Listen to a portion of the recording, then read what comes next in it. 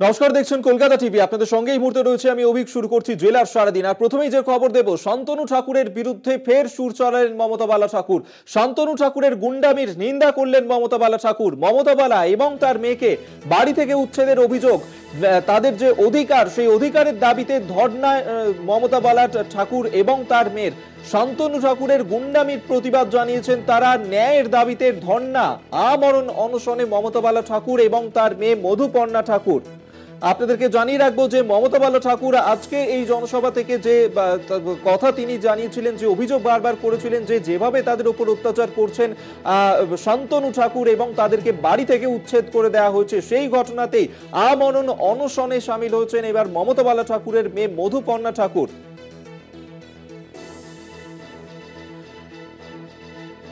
আপনাদেরকে প্রথমে শোনাবো যে মমতা বালা ঠাকুর তিনি যে অভিযোগ আনছেন শান্তনু ঠাকুরের বিরুদ্ধে, যে তাদের উপর অত্যাচার করা হচ্ছে, বাড়ি থেকে তাদেরকে উচ্ছেদ করে দেওয়ার চেষ্টা করা হচ্ছে, আর কি অভিযোগ এনেছেন মমতা বালা ঠাকুর আপনাদেরকে শোনাবো। কথা বললে হবে না। আমরা ঠাকুর বাড়িতে যে শান্তনু ঠাকুর গত মাসের 7 তারিখে যে তালা ভেঙে খাম্বার হাতুড়ি দিয়ে এবং সাপল দিয়ে তালা ভেঙে ঠাকুর ঘরের ভিতরে, বড় মার ঘরে, আমার ঘরের ভিতরে যে তালা মেরে দিয়েছে, তার জন্য আজকে কপিল কৃষ্ণ ঠাকুরের মেয়েরা তারা আজকে ঘরে যেতে পারছে না। তারই পিতৃভিটে তার থেকে আজকে বঞ্চিত হওয়ার পরে তার জন্য আজকে তার মেয়েরা আজকে অন্বেষণ আমরণ অনশনে বসেছে। এবং যাতে সারা পৃথিবীর, ভারতবর্ষের, পশ্চিমবাংলার মানুষ যারা জানতে পারে তার বিচার তারা চাইছে। যে মেয়ে হয়ে জন্ম নিয়ে আজকে কি আমার এই পরিস্থিতি, যে আমার পিতৃভিটিতে আজকে তার থেকে আমরা বঞ্চিত হচ্ছি, নিজের বাবার যে ঘর সেখানে তারা যেতে পারছে না, তার জন্য আজকে আমার অনশনে বসেছে তারা। এরকম চলবে যত সময় আমরা এর বিচার না পাবো, তত সময় এই আমাদের এই বিচার মানে ওখানে অন্বেষণ চলবে। দাবি হচ্ছে তার পিতৃভিটে কপিল কৃষ্ণ ঠাকুরের, আমার স্বামী মধুপর্ণা চন্দ্রলেখা মোনালিসার যে বাবা কপিল কৃষ্ণ ঠাকুরের, তার বাবার যে ভিটে মাটি, তাদের যে আজকে উচ্ছেদ করেছে, তার ঘরের ভিতরে তারা যেতে পারছে না, তার বিরুদ্ধে এই আমাদের অন্বেষণ, এই লড়াই চলবে। আপনাদেরকে শোনালাম যে মমতা বালা ঠাকুর তিনি ঠিক কি অভিযোগ এনেছেন শান্তনু ঠাকুরের বিরুদ্ধে, এবং তার মেয়ে মধুপর্ণা ঠাকুর আজ থেকে আমরণ অনশনে সামিল হয়েছেন। আমরা এই নিয়েই কথা বলবো। দেবাশিস মন্ডল এই মুহূর্তে আমাদের সঙ্গে টেলিফোনে রয়েছেন প্রতিনিধি, আরো বিস্তারিত জানবো। দেবাশিস, মমতা বালা ঠাকুর তিনি অভিযোগ করছেন যে শান্তনু ঠাকুর যেভাবে তাদের উপর অত্যাচার করেছেন সেই ঘটনার প্রতিবাদ জানিয়ে মধুপর্ণা ঠাকুর তিনি আমরণ অনশনে সামিল হয়েছেন, আর কি বলছেন তারা? আমি প্রথমে বলি যে আজকের কিন্তু মধুপর্ণা ঠাকুর তার যে অনশন দ্বিতীয় দিনে পড়লো। গতকাল সকাল থেকে অনশন শুরু করেছেন। একদিকে বিরাপানি ঠাকুরের যে ঘর ছিল সেই ঘরের সামনে তিনি অনশন শুরু করেছেন। গত মাসের 7 তারিখ এই যে ঘর ঠাকুরের ঘর, সেই ঘরে যে তালা কিন্তু ভেঙেছিল শান্তনু ঠাকুর এবং তার দলবল সহ বিজেপির বেশ কিছু লোকজন এবং মতুয়া সম্প্রদায়ের বেশ কিছু লোকজন, তারা কিন্তু এর সঙ্গে ছিল এবং শান্তনু ঠাকুর নিজে কিন্তু তালা ভেঙেছিলেন এবং সেখান থেকে তালা মারা রয়েছে। আজকে প্রায়, তুমি জানো যে গত মাসের 7 তারিখ মানে আজকে প্রায় 1 মাসের বেশি দিন অবস্থায় তালা মারা অবস্থায় রয়েছে। এবং যে মধুপর্ণা ঠাকুর তিনি গতকাল থেকে তিনি কিন্তু অনশনে বসেছেন। তারা বক্তব্য যে এই যে তার বাবার ঘর এটা, এবং সেই ঘরে তারা 3 বোন এবং তার মা তারা থাকতেন ওখানে। সেখান থেকে কিন্তু 1 মাস ধরে তারা কিন্তু সেই ঘরে ঢুকতে পারছেন না এবং তার যে মাল গুরুত্বপূর্ণ কাগজপত্র, তার বাবার কাগজপত্র, দলিল সহ একাধিক জিনিসপত্র তার এই ঘরে রয়েছে, কিন্তু তালামারা অবস্থা থাকার কারণে তিনি কিন্তু তার লোকজন এবং তার মমতা বালা ঠাকুর তার বোনেরা তারা কিন্তু এই ঘরে ঢুকতে পারছেন না। যদিও এই প্রসঙ্গে শান্তনু ঠাকুর জানিয়েছেন যে এই ঘরটি তালা মেরেছে মতুয়া সম্প্রদায়ের লোকজন, হেরিটেজকে ঘোষণা করা হবে এবং হেরিটেজের জন্য এই ঘরটি তালা মেরেছে। কিন্তু শান্তনু ঠাকুর যতই কিছু বলুক না কেন যে মতুয়ারা তালা মেরেছে, কিন্তু শান্তনু ঠাকুর যখন তালা ভাঙছিলেন তিনি কিন্তু নিজেই তালাটা নিয়েছিলেন এবং তিনি নিজেই ছিলেন। এই কথা যেমন আমরা ভিডিওতে দেখতে পেয়েছি। পাশাপাশি মধুপর্ণা ঠাকুর তিনি কিন্তু অভিযোগ করেছেন যে এই শান্তনু ঠাকুর নিজেই তালা মেরেছেন। যদি মতুয়া সম্প্রদায়ের লোক যদি তালা মেরে থাকে তাহলে মতুয়া সম্প্রদায়ের লোকজন তার থাকতো, শান্তনু ঠাকুর কেন থাকবে? ফলে স্বাভাবিকভাবে যদিও শান্তনু ঠাকুর আরেকটা অভিযোগ করেছেন যে হরিচাঁদ ঠাকুর কলেজে যে যে মধুপনা ঠাকুরের যে রিক্রুটমেন্ট হয়েছে সেখানে সেই স্থান থেকে থাকার জন্য তিনি কিন্তু এই নাটক করছেন। যদিও মধুপনা ঠাকুর তিনি বলেছেন যে এই অনশন চলবে যতদিন পর্যন্ত তারা এই মানে ঘরটা ফিরিয়ে না পাচ্ছেন ততদিন মধ্যে অনশন চলবে। পাশাপাশি আইনি ব্যবস্থা তারা নিচ্ছেন, যে আইনি দ্বারস্থ হচ্ছেন যে কিভাবে এই ঘর তারা ফিরে পেতে পারেন এবং তাদের পত্র উদ্ধার করতে পারেন এবং তারা ঘরে যাতায়াত করতে পারেন। সেই কারণে যে তারা এই কালকে থেকে অনশন শুরু করেছেন, আজকে দ্বিতীয় দিনে পড়লো। বেশ, আপাতত ধন্যবাদ দেবাশিস তোমায়। দেবাশিস মন্ডল এতক্ষণ আমাদের সঙ্গে টেলিফোনে ছিলেন প্রতিনিধি, এবং যেমনটা জানা যাচ্ছে যে মমতা বালা ঠাকুর এবং তার মেয়ে মধুপর্ণা ঠাকুর তারা যে অভিযোগ বারবার এনেছিলেন যেভাবে তাদেরকে বাড়ি থেকে উচ্ছেদ করে দেওয়া হয়েছে সেই ঘটনার প্রতিবাদ তারা জানিয়েছেন, এবং গতকাল থেকে তারা এই আমরণ অনশন শুরু করেছেন। মধুপর্ণা ঠাকুর তিনি এই আমরণ অনশন চালিয়ে যাবেন যতদিন পর্যন্ত না তাদেরকেও তাদের অধিকার ফিরিয়ে দেওয়া হয়, এবং ন্যায়ের দাবিতে কিন্তু এই আমরণ অনশন যার আজকে দ্বিতীয় দিন, এবং এই ক্ষেত্রে আইনি পদক্ষেপও কিন্তু তারা নিচ্ছেন শান্তনু ঠাকুরের বিরুদ্ধে, এমনটাই কিন্তু জানিয়েছেন তারা।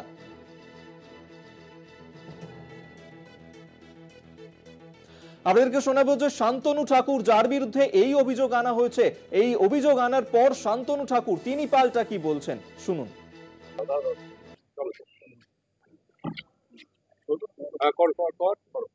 শান্তনুবাবু আজকে মমতা বন্দ্যোপাধ্যায় ভোটে এসেছিলেন, দুটো অভিযোগ করেছেন।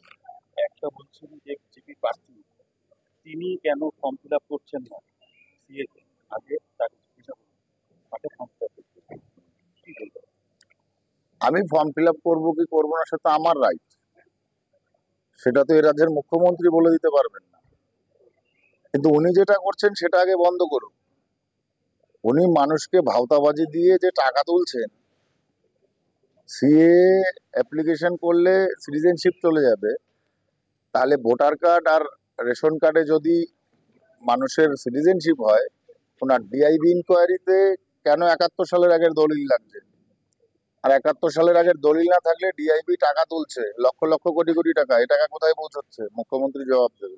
সারা দেশে কেউ অ্যাপ্লাই করেছে যে নাগরিকত্বের নামে টাকাও নেওয়া হচ্ছে। আমি তো উল্টে বলছি যে মমতা বন্দ্যোপাধ্যায় নিজে টাকা তুলছেন নাগরিকত্ব আছে বলে, ডিআইবির মাধ্যমে পাসপোর্ট ইনকোয়ারিতে টাকা তুলছেন। শুধু তাই নয়, ঠাকুরবাড়ির দেবত্র সম্পত্তি লিখিয়ে নেওয়া, ঠাকুরবাড়ির মতুয়া মহাসংঘের সম্পত্তি লিখিয়ে নেওয়া, সেটাতেও মুখ্যমন্ত্রীর হাত আছে। কেন দেবত্র সম্পত্তি টিএমসি আত্মসাৎ করতে চাইছে তার জবাব মুখ্যমন্ত্রী দেবে, কোর্টে জবাব দেবে আগামীতে। সভা শেষে দেখা গেল মুখ্যমন্ত্রী মঞ্চে মতুয়া ভক্তদের ডাকলেন এবং নিজে নিশান হাতে নিলেন, ডঙ্কা বাজালেন, কাশি বাজালেন। এতে কি যায় আসে? ডঙ্কা কাশি নিশান, ডঙ্কা কাশি নিশান তো যে কেউ বাজাতে পারে, যে পারে সে তো বাজাবে, তাতে কি যায় আসে? উনি বাজালেন বলি কি ভোট ওনার ঘাটে খাদে পড়বে? মন পাওয়ার চেষ্টা। উনি আগে হরিগুরুচাঁদ ঠাকুরকে যে গালিগালাজ করেছে সেটা আগে উনি ক্ষমা চাক, তারপরে উনি পরে আসবেন ডাঙ্কা বাজাতে। অভিযোগ, একদম কোট আনকোট অভিযোগ, যিনি এখানকার বিজেপির প্রার্থী কেন্দ্রীয় মন্ত্রী তিনি নাগরিকত্বের নামে টাকা তুলছেন, এটা কি বলবেন? উনি প্রমাণ করতে পারলে, নাগরিকত্বের নামে যদি প্রমাণ করতে পারে আমি টাকা তুলছি, তাহলে আমি রাজনীতি করা ছিল তো। আর উনি যে টাকা তুলছেন আমাদের এই উদ্বাস্তু মানুষদের কাছ থেকে, সেই টাকা ডিআইবির মাধ্যমে ওঠানো হচ্ছে, সেটা উনি জবাব দেবেন। কেন ডিআইবি টাকা তুলছে আমার সমাজের মানুষের কাছ থেকে?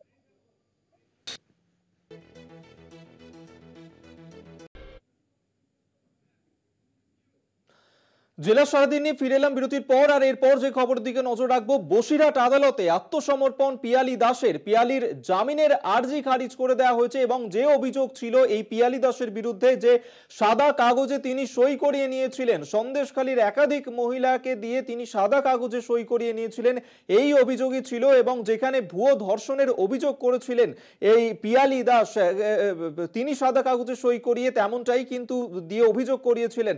এবং সেই ক্ষেত্রে আজকে তিনি জামিনের আবেদন চেয়ে যখন আদালতের দ্বারস্থ হন, সেক্ষেত্রে 7 দিনের জেল হেফাজতের নির্দেশ দেয় আদালত। আপনাদেরকে জানিয়ে রাখবো যে সন্দেশখালীর ঘটনাতেই অভিযুক্ত পিয়ালি দাসের 7 দিনের জেল হেফাজতের নির্দেশ, তার জামিনের আবেদন খারিজ। পিয়ালি দাস তিনি ঠিক কি বলছেন শোনাবো আপনাদের। আসার পরে, তার আগে আমি জানতাম না যে এই অভিযোগ। আপনি নিয়তি মাইতির পরিবারের লোকজনকে হুমকি দিয়েছিলেন, তার কোনো প্রমাণ নেই, আমি কোনো হুমকি দেইনি, আমি সৎ পথেই আছি, সত্যের পথেই আছি। কাগজে অভিযোগ করিয়েছেন? না, আমি আমার কোনো ভুয়ো কাগজে অভিযোগ নেই, এমন কোনো প্রমাণ নেই। চক্রান্ত বলবেন? চক্রান্ত দিদি, চক্রান্ত দিদি। আন্দোলনকারীকে ভয় পেয়েছেন। কিসের ভয়, মানে কিসের ভয় বলছেন? দিদি ভয় পেয়েছেন আন্দোলনকারীদের। এই যে ভাইরাল ভিডিও এবং তাতে বারবার আপনাকে অভিযুক্ত কি বলবেন? কি বলবেন? অভিযোগ, এটা ভুয়ো অভিযোগ করছে ওরা। আপনারা তো আন্দোলন করেছিলেন। হ্যাঁ, আমরা আন্দোলন করেছিলাম, সত্যের সাথে আছি, এখনো সত্যের সাথে আছি বলে এই অবস্থা। এটা কেন করা হচ্ছে? এটা দিদি ভয় পেয়েছেন, দিদি ভয় পেয়েছেন ওরা। আমরা এই নিয়ে কথা বলবো। সঞ্জিত চক্রবর্তী এই মুহূর্তে আমাদের সঙ্গে টেলিফোনে রয়েছেন। প্রতিনিধি সঞ্জিত, আজ আদালতে তিনি জামিনের আর্জি জানিয়েছিলেন, কিন্তু তাকে জেল হেফাজতের নির্দেশ দেওয়া হয়েছে। পিয়ালি দাস বলছেন ভুয়ো অভিযোগ আনা হয়েছে তার বিরুদ্ধে। সঞ্জিত,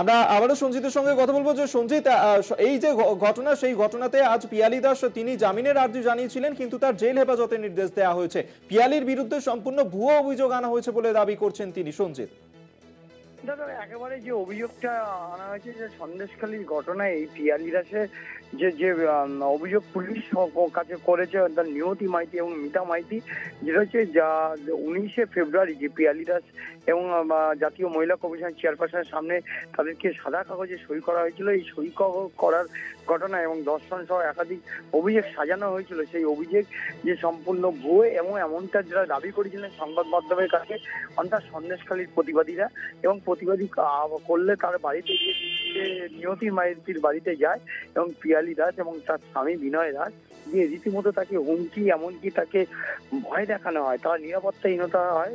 ঠিক ওই 7 তারিখেই কিন্তু নিয়তি মাইতি পিয়ালি দাসের বিরুদ্ধে সন্দেশখালী থানায় একটা নির্দিষ্ট অভিযোগ করে। সেই অভিযোগের ভিত্তিতে এবং পিয়ালি এর আগে যে বেশ কয়েকটি অভিযোগ ছিল, বিশেষ করে 506, 323, এই একাধিক ধারায় যে মামলা ছিল, যে মামলায় আজকে একেবারে আপাতত ধন্যবাদ সঞ্জিত তোমায়। সঞ্জিত চক্রবর্তী এতক্ষণ আমাদের সঙ্গে টেলিফোনে ছিলেন প্রতিনিধি। উলুবেড়িয়া শাহের মেরুকরণ তাস, মা মাটি মানুষ মানে মোল্লা মাদ্রাসা মাফিয়া। মমতা ইমাম ভাতা দেন, পুরোহিত ভাতা দেন না। কালী ও দুর্গাপুজোর বিসর্জন করতে দেন না। রাম মন্দির উদ্বোধনে আমন্ত্রণ মমতা বন্দ্যোপাধ্যায় অভিষেককে। ভোট ব্যাংকের ভয়ে যাননি তারা। রোহিঙ্গা বাংলাদেশি অনুপ্রবেশকারীরা ভোট ব্যাংক তার। মমতা বন্দ্যোপাধ্যায়কে আক্রমণ করে এমনটাই বললেন অমিত শাহ। বিস্ফোরক অমিত শাহ কি বলেছেন তিনি শোনাবো আপনাদের। माटी और मानस इसकी जगह मुल्ला मदरसा और माफिया।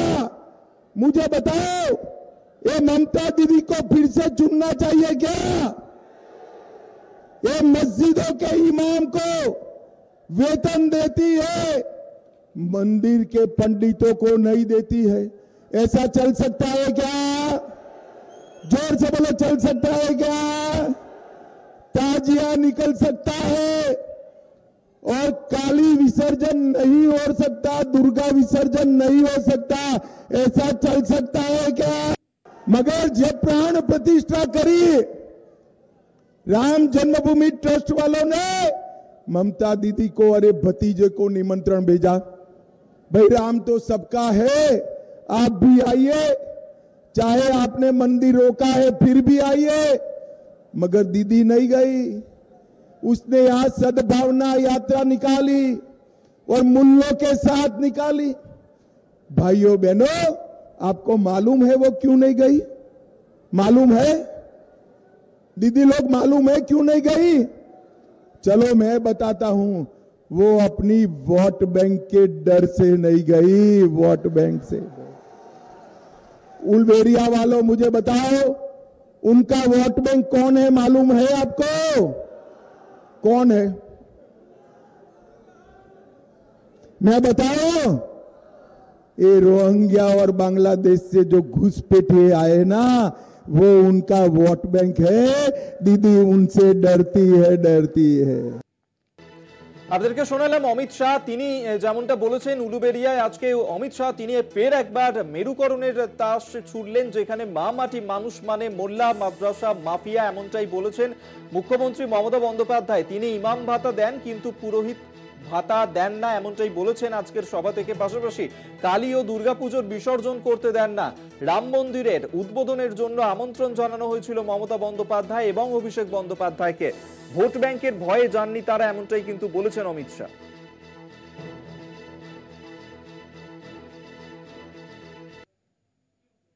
জেলার সারাদিন এই পর্যন্তই। দেখতে থাকুন কলকাতা টিভি, রাত দিন 7 দিন।